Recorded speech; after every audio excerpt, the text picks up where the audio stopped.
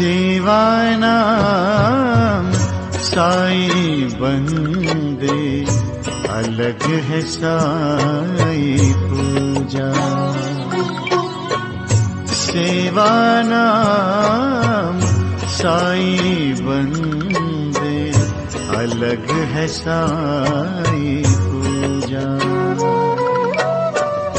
हर जीवों में साई बसा है, हर जीवों में साई बसा है, कोई न लागे दूजा।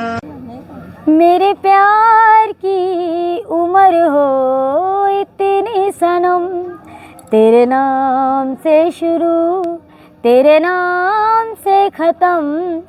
ओम साई राम, नमस्कार, this is Sai Puja channel के माध्यम से आप सभी भक्तों का तहे दिल से स्वागत। इस चैनल पे बहुत सारा बाबा का प्यार, बहुत सारा आशीर्वाद। तो विकास भैया अभी बोल रहे थे कि मैं इंटरव्यू दे चुका हूँ और अभी मैं इंटरव्यू अब ब्लैंक हो चुका हूँ, मुझे बाद में दूंगा। अभी बाबा ने बोला कि नहीं अभी इंटरव्यू दो तू। तो विकास भैया जुड़ चुके हैं। तो विकास भैया सबसे पहले तो आप ये बताओ कि जो लोग आपका जो लोग जुड़े हैं, तो इनका नाम मैं बोल रही हूँ। विकास कहाँ से हो? मैं दिल्ली से हूँ। और बाबा से कितने वर्ष हो गए जुड़े हुए? लगभग 96-97 से।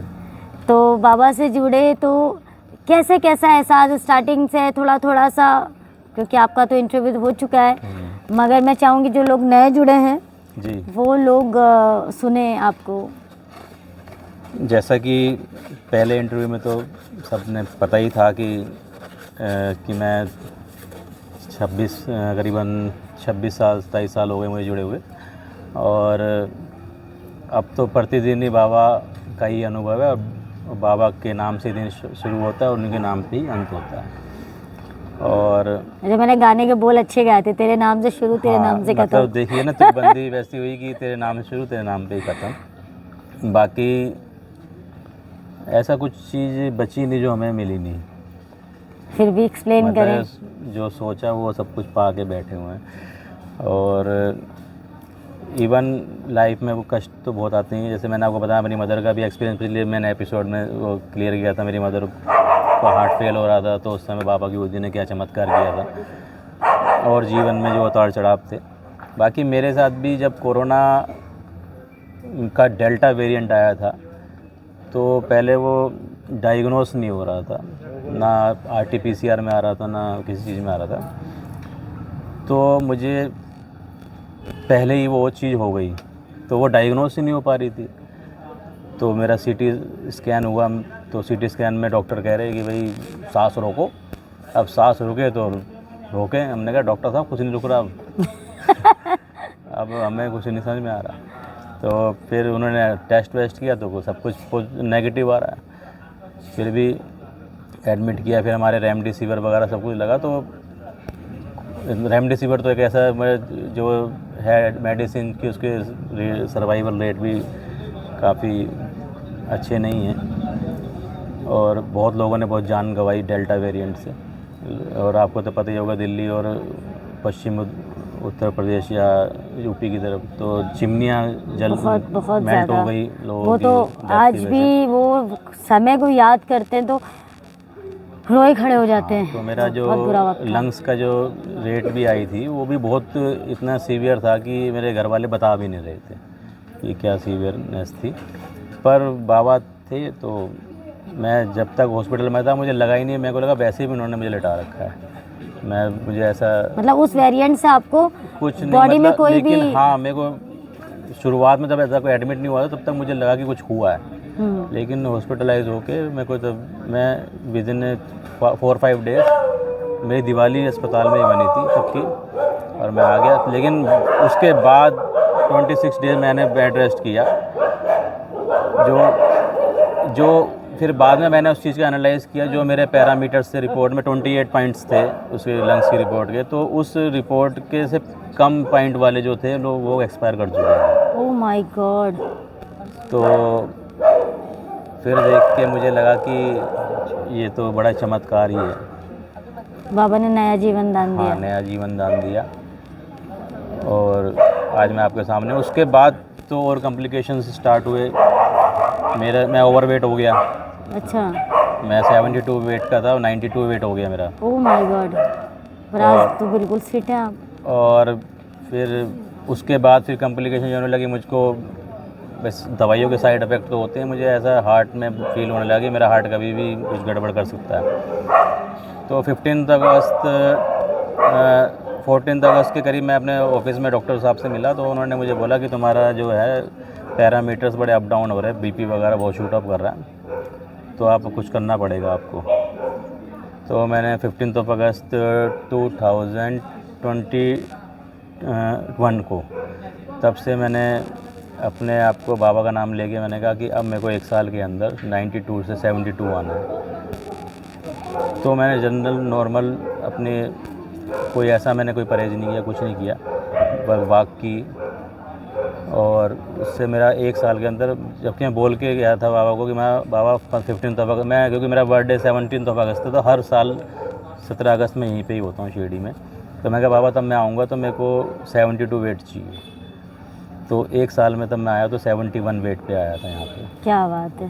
15 अगस्त 2022 में मेरा 71 kg वेट था यहाँ पे। फिर मैं, क्योंकि हर चीज़ को सस्टेन करना एक आसान काम तो होता नहीं है, तो मैंने कहा ये तो फिर शूट अप हो सकता है।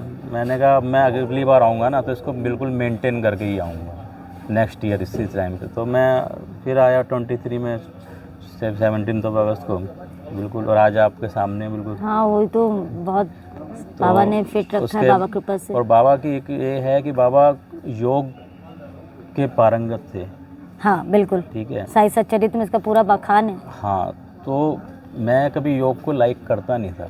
अच्छा। परंतु पिछले साल से मेरे माइंड में ऐसा है कि मेरे को योग की तरफ जाना है, योग की तरफ जाना, योग की।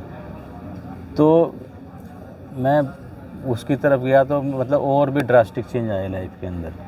अच्छा। मतलब माइंड का कंसंट्रेशन बढ़ा बाबा की तरफ। मतलब ये हुआ कि मतलब जैसे बाबा ने कुछ चीज़ और दी है साथ में।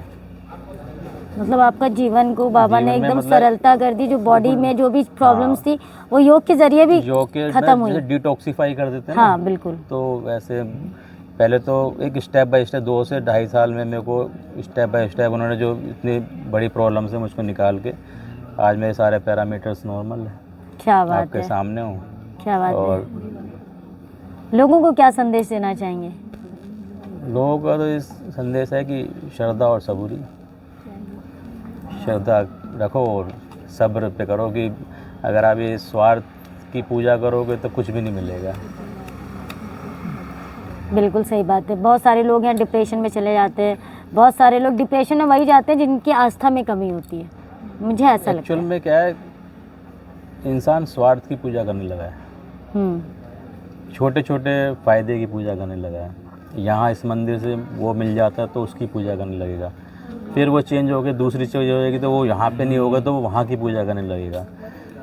तो जब तक आपके स्वार्थ रहेंगे आपका ये पूजा आपकी सक्सेस हो ही नहीं सकती। मन स्थिर करना पड़ेगा। इसलिए जिस दिन आपने अपने स्वार्थ पे मतलब कंट्रोल कर लिया, स्वार्थहीन हो गए, तो निस्वार्थ भाव से निस्वार्थ भाव से, क्योंकि मैंने बचपन में एक संस्कार टीवी तब चालू हुआ था, तो एक वहाँ पे अच्छी अच्छी बातें लिखी हुई आती थी, तो उसमें सुबह सुबह मैंने पढ़ा था कि यदि आप अपने स्वार्थ की, अगर यदि आप किसी देव को या देवी को स्वार्थ के लिए पूज रहे हैं तो आप उनकी पूजन नहीं, अपने स्वार्थ की पूजन कर रहे हैं।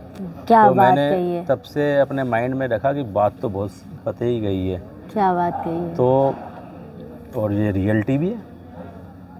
बाबा को पाने के लिए आपको निस्वार्थ भाव और से बाबा ने साई चरित्र में एक ये वर्णन भी किया गया कि मेरा यहाँ पे खजाना भरा पड़ा है, कोई आए, योग्य आए और उसको खोद के ले जाए। तो सब कुछ ज्ञान यहीं पे बिखरा तो पड़ा है, यहीं पे फिजिक्स है, यहीं पे केमिस्ट्री है, यहीं पे सब कुछ। आप देखो तो सही, सब कुछ चलता हुआ जगत जो है, फिजिक्स केमिस्ट्री बायोलॉजी हर चीज़ यहीं पे मिल जाती है। क्या बात है। गिनती गिन लो, जोड़ बैठा कर लो, अकाउंटेंसी हो जाएगी। सही बात है। तो जिनको भी एक्सपीरियंस अच्छा लगा विकास भैया का हमें ज़रूर बताएं, और जिनके पास भी ऐसे एक्सपीरियंस है 9918073846 पर बताते रहें, मुस्कुराते रहें, खुश रहिए। ओम साई राम, जय Sai Ram. Please do like, share and subscribe to our channel. and don't forget to hit the bell icon. Thank you.